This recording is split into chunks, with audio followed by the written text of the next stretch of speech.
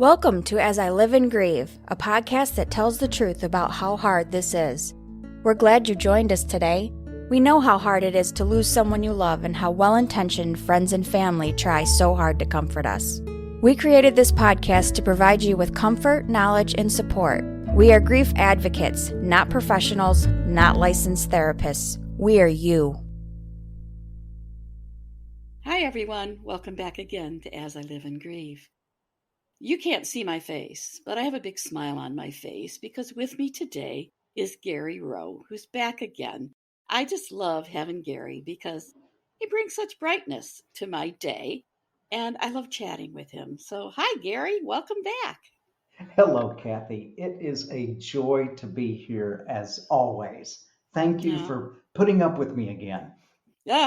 not a problem. It might be the other way around. You're putting up with me. But you always accept my invitation to return, so I can't feel too bad about that.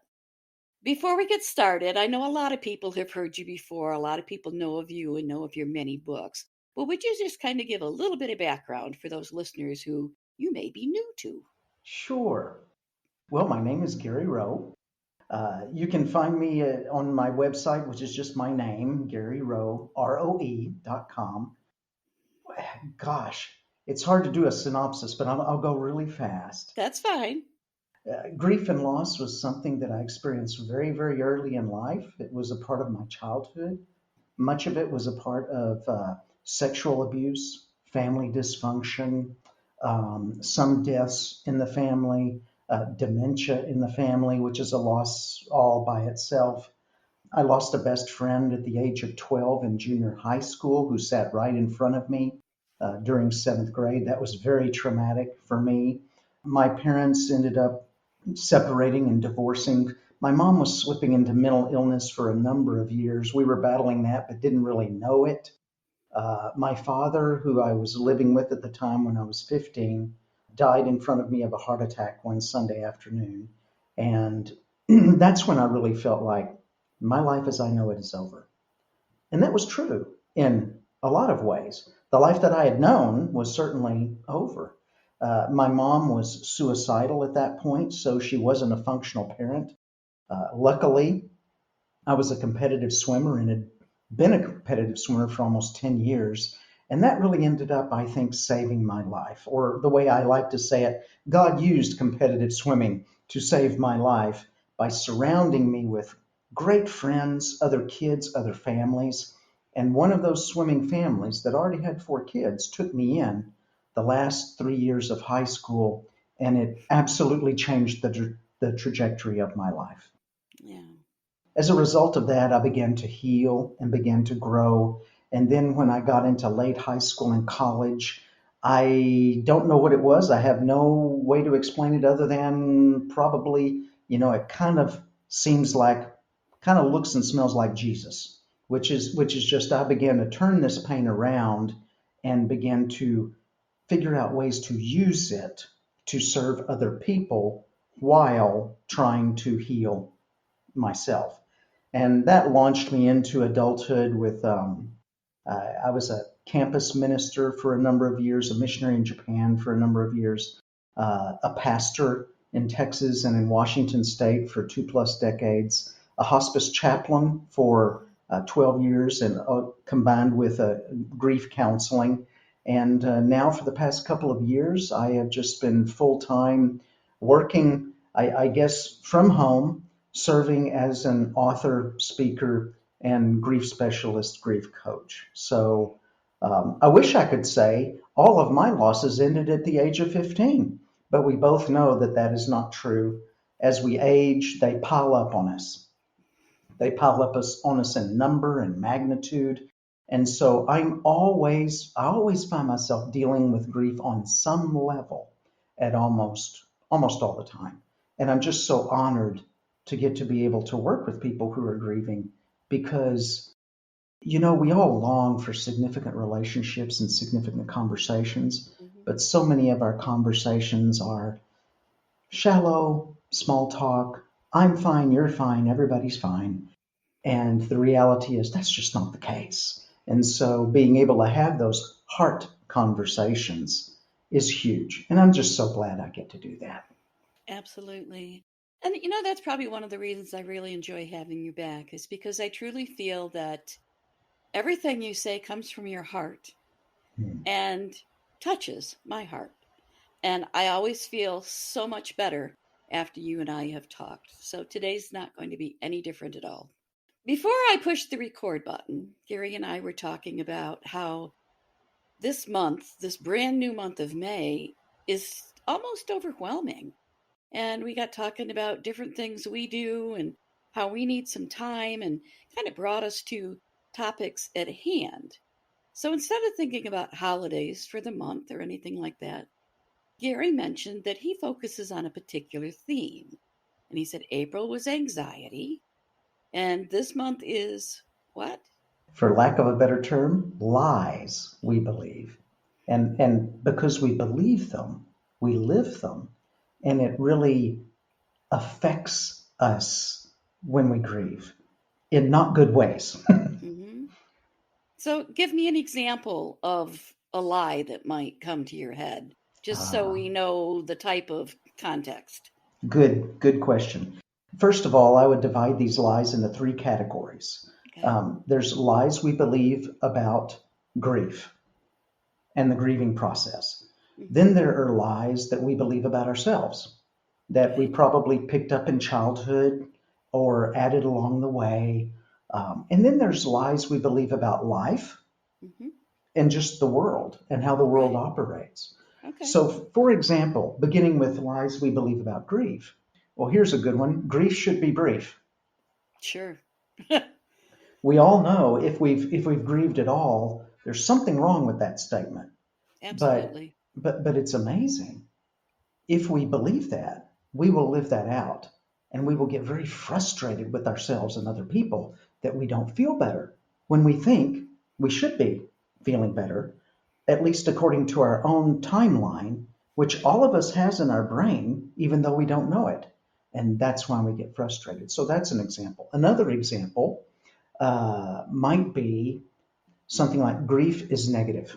Okay. I haven't heard that one, but okay. Grief is negative. So, what do we mean by that? Well, if I believe that grief is negative, then I shouldn't be grieving. Okay. Yeah. Or I could say, if I believe grief is negative, then if I have to grieve, I'm sure going to do it privately and hide it from everybody else. Right. Right. And that's one of the ways we get that lie is when we do talk to other people sometimes, or when we let a little bit out Mm-hmm. publicly in a conversation, people might not respond well. And that's where we get the message, oh, they don't want to be a part of my grief. Right. Now that is a true statement. But we take it a step further often and we say, my grief is bad. Mm-hmm. My grief is negative. It needs to be a private thing. I need to hide it, which causes us to isolate Right. ourselves. Right. So these little, they're not little, these lies or myths or whatever we want to call them that we believe about grief lead us down roads that aren't healthy. So when a person says, I really feel stuck in my grief, well, the key thing there is I feel stuck. I don't think any of us ever really are stuck, but we can feel stuck. But many times when we say that, it's because we've got some lies about grief that are operating, that are keeping us in that little prison that we Right. are occupying right there, Right. if Because our that makes sense. expectations are different. It does. It Yes, does. And that's why some people, I think, very innocently come up and say, aren't you over it now? Aren't you over it by exactly. And see, that's another lie about grief. I should be better now. I should be over this by now. now? Right. As you can tell just from talking about this, that there are all kinds of little Yeah. lies. Sure. Now, people have said to me, oh, that's just semantics. And I'll say, well, maybe, but semantics are important. Sure. They really are. And if we're telling ourselves these things, then the thing about us as human beings is we will live out what we really believe because we can't stop ourselves. Right. So, for example, if I believe that I am unlovable, I'm Right. going to live that out in my Sure. life. I'm going to have trouble connecting to people. I'm going to quote feel unloved in every interaction that I have with a And you'll few, become unlovable. and I'll become unlovable through that. It becomes that old self-fulfilling prophecy, right? Right. I was just going to say that. So there's a multitude of lies, I think, Okay. that we can believe about All grief, right. about ourselves, about the world. Interesting. So, how do you, or Mm. where do you start? Hmm. How do you determine what's a lie and what's not? Who do you believe? Good question. So sometimes we believe a lie innocently. In other words, we really think it's the truth. Hmm. Especially, let's say we're fairly new to the grief process, or maybe we're not. Maybe we've had multiple losses, but we have a really hard time when we all have a hard time, but I mean, we have a really hard time when we're experiencing a loss. Hmm. So some of the things, just if we ask ourselves, what are my expectations of myself? Or what are my expectations of other people? If we're talking about lies about other people, what are my expectations of the grief process? And we were to write them down. People would surprise themselves. They expect things that they never knew they expect. I expect to be significantly different after a year. Okay. Well, what does significantly different mean? And, so defining it as close, or I expect other people to support me the way I would like to be supported. Okay. Almost everyone believes that lie at first. Hmm.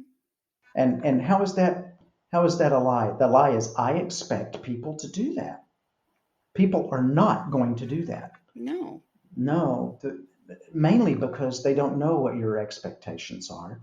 We don't even know what our expectations Well, are. and you can't make somebody do something that either they have no intention of or they don't even know that you expect it.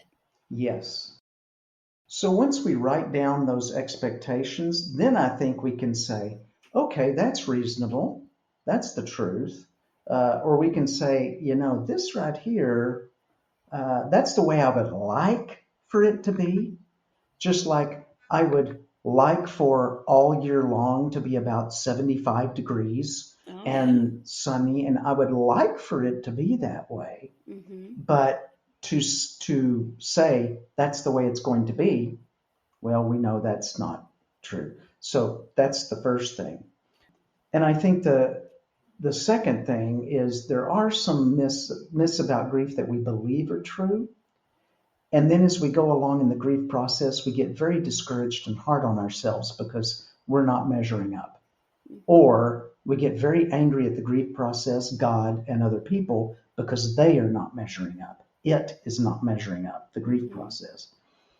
When that happens, we know there's something underneath it that is causing this to bubble up to the surface. So being able to actually put that down somehow and spell that out is huge. And being able to ask other people, like a counselor or someone who is maybe further along in a grief process, Right. is what I'm experiencing normal? Is it common? Is it okay? Am I going crazy? Am I going to make it through this? Asking those questions to be able to discern, okay, maybe I'm wrong about this. Maybe I'm wrong about this year mark or whatever Right. it Right. might happen to be. You're making grief sound like it's work. Um, and the reason I say that is because I found even in my own grief, it wasn't until I started asking questions Mm, that I really feel I was moving forward.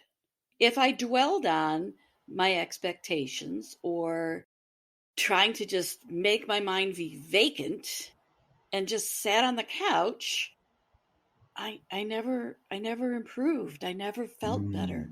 mm, mm, So it sounds like somehow, somewhere, we each have to find that little tiny bit of motivation to turn our mind into the other direction. And if we get frustrated with those expectations or those lies, it's easiest to be angry at God because you won't hear him complain. Mm.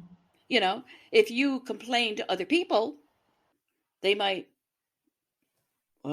say some things you really don't want to hear. They They might might just tell you to indeed. go back on your couch. That You know, they might. um, but again, I have to say that complaining is a waste of time.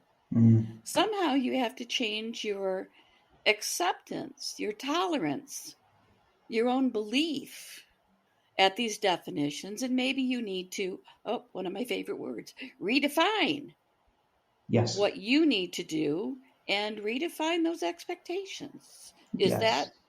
that right? Is that going in the right direction? Absolutely. Absolutely. We often think, how often have we used the phrase, "How you doing?" We don't say this in grief, but in life, well, I'm just going. I'm going with the flow here. Yeah. I'm going with the flow. It reminds me of a bumper sticker I once saw, and I laughed so hard I had to pull off the road. Oh. It was, "I'm lost, but I'm making real good time." Very good. Very And good. many times in grief, I think we say, well, I don't know what to do, so I'm just going to kind of go with the flow of life. Mm-hmm. Well, maybe that might work for somebody. It depends on, I think, their internal framework. Right. For me, however, and for at least everybody I have worked with and talked with, that doesn't work because the world is not really friendly to grieving hearts. Right. And so if we go with the flow, most of the time we wind up someplace where we don't want to I'm be. going to go right over that waterfall. Yep, feeling something I don't want to feel, no better, even worse, etc. So, in some sense, we have to recognize that the choices that we make in the grief process are so important because the choices we make in life, each little decision leads to the next decision, leads to the next decision. Right. Right. Now, I don't want to freak grieving people out here because many times we experience decision paralysis, where Yeah. we don't, but we're not talking about big decisions like, am I going to sell my house or not? Am I going to Yeah. move or not? We're talking about that I'm going to get around people who are helpful to me and limit my exposure to people who are not helpful to me. Right. I'm going to expose myself to messages and books and resources that are helpful to me in my Mm-hmm. grief process. And I'm going to limit my exposure to messages that are not helpful to me Mm-hmm. in Mm-hmm. this. I'm going to try to heal and grow through this and set my sights on that Mm-hmm. rather than focusing completely on what I've lost. I'm Right. going to also look at what I still have. I'm Mm-hmm. going to foster a sense of gratitude, even though I'm in pain. There's this old thing of somewhere we crossed a line, Kathy, Mm-hmm. from doing the things that we knew were good and healthy, even if we didn't feel like it, Mm-hmm. to if I don't feel like it, I'm just not feeling it. Mm-hmm. Not gonna do it. I'm just not going to do it. And when we do that, we abdicate to the outside world and to messages and to our own fickle emotions. And we end up getting hijacked every Yeah. single time. So you used redefine. I love that word. I do too. There's several re's, redefining it, reframing it. If we think about a frame on a picture, right? Right. The loss doesn't change. The loss is the picture, That's right. the life. But we can change the frame. At first, there's this frame of sadness. How could this happen to me? I don't understand this. This is terrible. I blame God. I blame other people. I blame myself. I blame my loved one. Da da da da da da da. And then when we change that frame to something else, which is, how can I express my grief in healthy ways? How can I do that? How can I heal and grow from this? How can I turn this around and actually use this pain for good somehow Right. for other people? Because all of those things are not only a possibility, but likely and a probability if we will just go through the grief in conscientious, authentic, healthy ways. Right.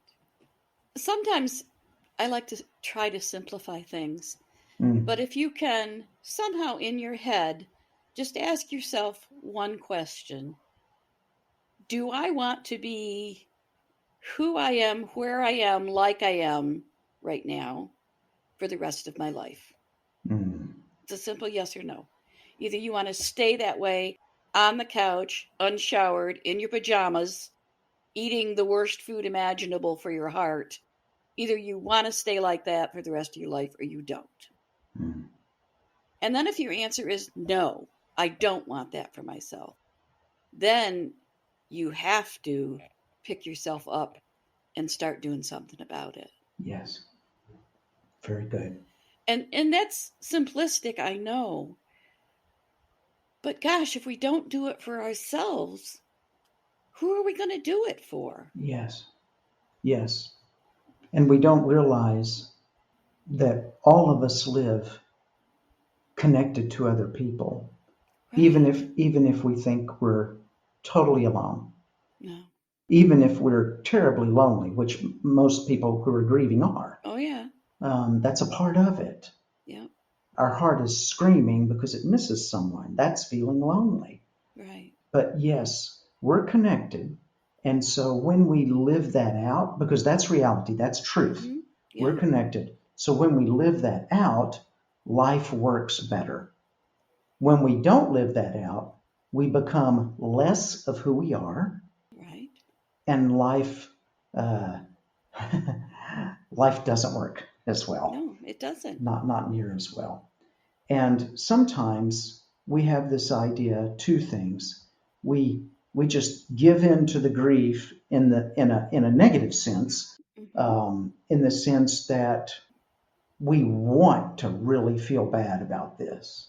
And we want to go on feeling bad about this because for some reason in our brain and heart, that keeps our connection with our loved one Right. stronger, that we want to feel bad about it. Mm-hmm. The other option is we really think we're worthless and we're bad, and that maybe we're responsible for something. Right.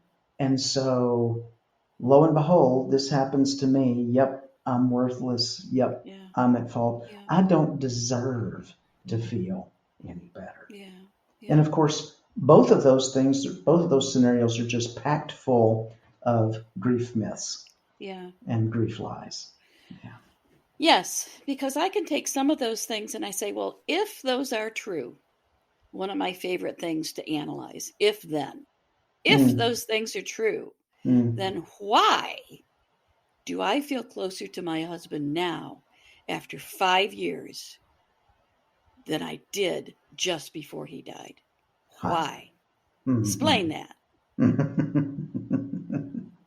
I think the answer is because he's in my thoughts constantly, Ah, but he's in my thoughts in the memories that made me smile and probably make me smile brighter today. He's in my thoughts if if I'm struggling with something, or I was a little upset when I did my taxes because the choices I made to get extra money as a freelancer meant that I had to pay more taxes because mm, as a freelancer and a self-employed contractor, you don't get taxes taken out of your paycheck. So mhm. you have to be responsible for doing that or paying the bill at the end of the year. Even in that struggle, I remembered Tom every year when we did our taxes get upset because we had to pay, because with both of us working, when he made decisions about some of the monthly annuities he got, he didn't have taxes taken out. So because of that decision, he would get angry, he would get frustrated. So when I was struggling with that, I remembered that with him. Mhm. But I Mhm. remembered it smiling. It didn't cause me any anxiety because he was still with me, still close to me. So for people grieving, newsflash, it's work to grieve, yes. Yes. But it's harder the deeper you let yourself go. Yes. And the more negative you let yourself become. And the more you get disappointed about expectations you had that turn out to not be so. Mm-hmm. Yes. Yes. Yes. So pure and simple. Yes. Pure and simple. What came to mind as you were talking about that is when we choose to live in a grief prison or in a grief pit, where you're right, the bars don't get any more flexible No. with time, and the pit doesn't get any shallower with No. time. It gets messier. It does. It does. So when we choose to live there, it is just exceedingly, exceedingly hard. Yeah. And all we have to do, no matter how long we've lived there, however, Mm-hmm. is to make the decision, I don't want to live in the past anymore. Right. Now, the past is important. Memories, all of those things, Sure. we cherish them. But, Mm-hmm. I have this rear view mirror that I don't carry it around with me, but my adoptive parents gave it to me. And I knew the minute they gave it to me what it meant. It's a car rear view mirror. It just sits on the top of my, Okay. on top of the dresser. And every time I see it, I remember, oh yes, the rear view mirror is important because you need to know what's behind you. Right. But really, when we're driving or when we're living, we get to the point where you can imagine just staring at the rearview mirror and trying to drive. Mm-hmm. That would be impossible.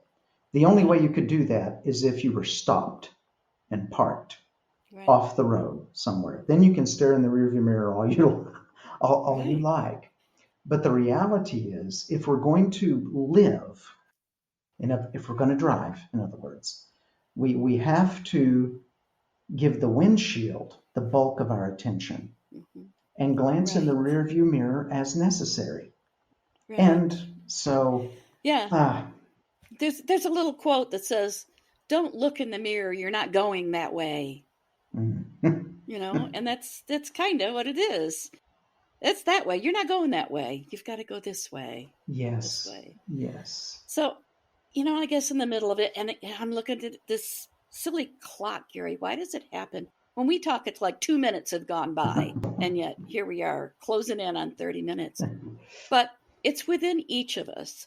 And someone I spoke with recently on the podcast, John Polo, who's another dear friend and a guest I love to have come back, he mentioned to consider connecting yourself with supportive people and positive thinking people is a form of self-care. Yes. Now, for a long time, when I heard someone say, take care of yourself, go get a pedicure. Well, that's nice. That's fun. It's nice to have happy toes in a bright color when you're going to wear sandals. But the best self-care, if you're grieving, is to find somebody that's going to help you, that's going to sit with you as you cry, as you retell a story, and they're just going to be there with you. And then they're going to, as they can, they're going to say, let's go get lunch. Let's go for a walk. They're going to help you and use that form of self-care as well. Yes. So expectations and lies are just that. Expectations and lies. Mm-hmm. For you grievers, they're not necessarily productive. Not necessarily productive. Find the expectations that for you will be productive. Make your own expectations. Yes. Let go of the ones that everybody's flinging at you. The well-intentioned people, let go of those and find your own and just get up off that couch and get moving in the right direction, right? Yes. One small step at a time. Try not to look too far ahead. Focus on today. Today. Yeah. Today. God reminds me almost every morning. Today. You have what you need today. You will have what you need today. I promise you. Just trust me today. Don't worry Yeah. about tomorrow. Just today. Yeah. Yeah. Absolutely. And you can get angry with God. He'll Yes. listen. Yes. He'll be patient. But Yes. trust me, you might not hear him speak back, but he will put signs in your path that will let you know if you're headed in the right direction or not. Mm. So be mindful of that. Yes, indeed. Oh, Gary, so good. So good. Well, I'm going to turn the microphone over to you like I do every time we're together. And I'm going to let you tell our listeners whatever you want to tell them, what you're working on, what you hope to do, what you did last month, where they can find you. It's your turn. All that good stuff. Oh my goodness. Well, we need multiple layers of support when we're grieving. I'm convinced of this. We need all kinds of voices. We need all kinds of resources. So if you're listening to this and you think, well, this guy sounds like a resource that maybe might be encouraging to me or I could benefit from, then please come to my website at GaryRoe.com. If you just sit on the front page for a little while, a pop-up box will appear that offers you a free ebook. If that looks interesting to you, please get it. Sign up for it. It downloads directly to your device with a click. And if that doesn't look interesting to you, please click on the resources tab on my website because I have a number of completely free resources. Now, when you sign up for one of my resources and download it, it puts you on what I call my insider list. That's my email list where you'll get an email from me, and well, the most you'll ever get is 3 in 1 week, probably, but that's during a book launch or something with a new book. Most of the time, it's 1 a week. Mm-hmm. Occasionally, it might be 2 a week. There would be just things about grief that we tend to forget, things that might be encouraging, things that might be helpful. And you will get an invitation to a free Zoom session once a month with other subscribers, and where we address a topic like this last week, we addressed the lies we believe in grief. Last month, we addressed the rising tide of anxiety that's out there in our own lives. Right. And of course, you can unsubscribe at any time if you feel like, yeah, I'm not really benefiting from this the way I would like to. Because the last thing I want to do is clutter anybody's inbox because we Right. all know what that's like. Yep.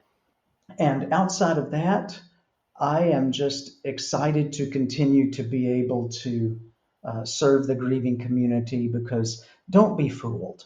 You know, we look out and we think, nobody's grieving but me. You know, I'm the only one. I learn almost every day just by engaging with people at the grocery store or somewhere else. It's everyone is hurting on some level. Now, some people do not want to admit that and they're not going to go there. So that's okay. But many times, if we just hang out with somebody for a little while, 15 seconds, we can find out things that they are struggling with and that they're hurting from. And I'm stunned about how many people right now are grieving the loss of loved ones that I just run into at the Sonic drive-in drive-through or at my grocery store at a register or a stalker at my grocery store. So there are so many of us walking this grief road. All of our journeys are individual and different, but the good news is we can walk it together. We need each other badly. So whatever you That's do, right. don't withdraw too much. Whatever you do, don't isolate. And whatever you do, make a commitment to yourself every day to try to take one step forward, whatever that might be for you Right. today. Today. Mm-hmm. Yep. Excellent. Excellent advice. I'm going to pass on to our listeners one little thing that my husband was expert in. And I've done a little experiment more recently, so I'm going to ask others to do it as well.